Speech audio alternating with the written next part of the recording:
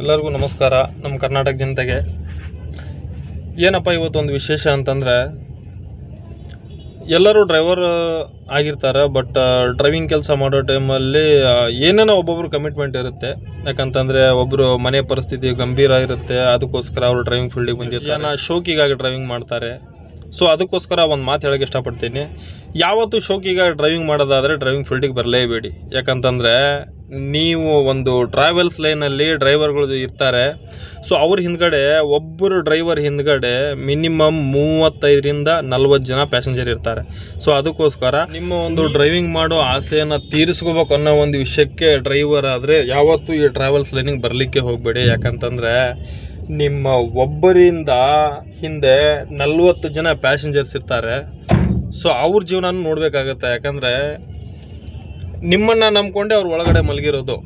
ಅದಕ್ಕೋಸ್ಕರ ಯಾರು ಡ್ರೈವಿಂಗ್ ಮಾಡೋಕ್ಕೆ ಅಂತ ಬರ್ತೀರಾ, ಸೊ ಅವರು ಮನೆ ಒಂದು ಪರಿಸ್ಥಿತಿಯನ್ನು ನೋಡಿಕೊಂಡು ನೀವು ಡ್ರೈವಿಂಗ್ ಫೀಲ್ಡಿಗೆ ಬನ್ನಿ.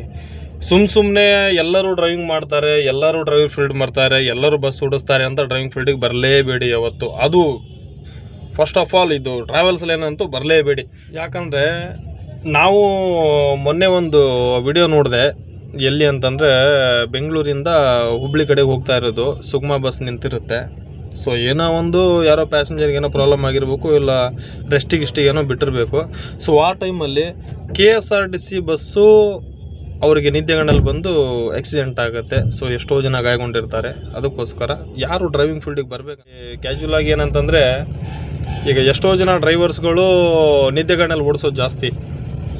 ಸೊ ಸಿಂಗಲ್ ಮಾಡೋರು ಇರ್ತಾರೆ. ನಾನು ಸಿಂಗಲ್ ಡ್ಯೂಟಿ ಮಾಡ್ತೀನಿ, ನಂಗೆ ಡಬಲ್ ಆದರೆ ಆಗಲ್ಲ. ಸೊ ಅಂಥವ್ರು ಇರ್ತಾರೆ. ಸೊ ಏನೋ ಒಂದು ಡಬಲ್ ಇದ್ದರೆ, ಇವತ್ತು ನನಗೇನೋ ಪ್ರಾಬ್ಲಮ್ ಆಗಿದೆ, ಸೊ ಡಬಲ್ ಇದ್ದೇವಾ, ಸರಿಯಪ್ಪ, ಒಬ್ರಿಗೇನೋ ಹುಷಾರಿರಲಿಲ್ಲ, ಸೊ ಇನ್ನೊಬ್ಬರು ಡ್ರೈವರ್ ಫೀಲ್ಡ್ ತೊಗೋತಾರೆ. ಸೊ ಇಲ್ಲ ಸಿಂಗಲ್ ಇದ್ದರೆ ಏನು ಮಾಡೋಕ್ಕಾಗತ್ತೆ ಹೇಳಿ? ಏನು ಮಾಡೋಕ್ಕಾಗಲ್ಲ. ಯಾಕಂದರೆ ನಿದ್ದೆ ಬಂದರೂ ಸಹ ಅವ್ರ ಪ್ಯಾಸೆಂಜರ್ನ ಅವ್ರ ಪಾಯಿಂಟಿಗೆ ತಲುಪಿಸಲೇಬೇಕು. ಸೊ ಅದಕ್ಕೋಸ್ಕರ ಯಾರು ಈ ಡ್ರೈವಿಂಗ್ ಫೀಲ್ಡಿಗೆ ಬಂದಿದ್ದೀರಾ, ಸೊ ಇನ್ನು ಮುಂದೆ ಬರೋರಿದ್ದೀರಾ, ಸೊ ಯಾರ್ಯಾರಿದ್ದೀರಾ ಅವರೆಲ್ಲರೂ ಸ್ವಲ್ಪ ಕೇರ್ಫುಲ್ಲಾಗಿ ಬಂದು ಟ್ರಾವೆಲ್ಸ್ ಲೈನಲ್ಲಿ ಡ್ಯೂಟಿ ಮಾಡೋದಿದ್ದರೆ ಆರಾಮಾಗಿ ಮಾಡ್ಕೋಬೋದು. ಸೊ ಇದರಲ್ಲಿ ಡಬಲ್ ಮಾಡೋದು ತುಂಬ ಮುಖ್ಯ. ಯಾಕಂತಂದರೆ ನಿದ್ದೆ ಬಂದರೆ ಇನ್ನೊಬ್ಬರು ಪಾರ್ಟ್ನರ್ ಇರ್ತಾರೆ, ನಾವು ಅವ್ರ ಜೊತೆಗೆ ಗಾಡಿ ಕೊಟ್ಬಿಟ್ಟು ನಾವು ಮಲಗ್ತೇನೆ ಅನ್ನೋಷ್ಟು ಧೈರ್ಯನೂ ನಿಮಗಿರುತ್ತೆ. ಸೊ ಅದಕ್ಕೋಸ್ಕರ ಯಾರ್ಯಾರು ಟ್ರಾವೆಲ್ಸ್ ಲೈನಿಗೆ ಬರೋರಿದ್ದೀರಾ, ಸೊ ಸ್ವಲ್ಪ ಕೇರ್ಫುಲ್ಲಾಗಿ ಗಾಡಿ ಓಡಿಸ್ಕೊಳ್ಳಿ. ನಮಸ್ಕಾರ.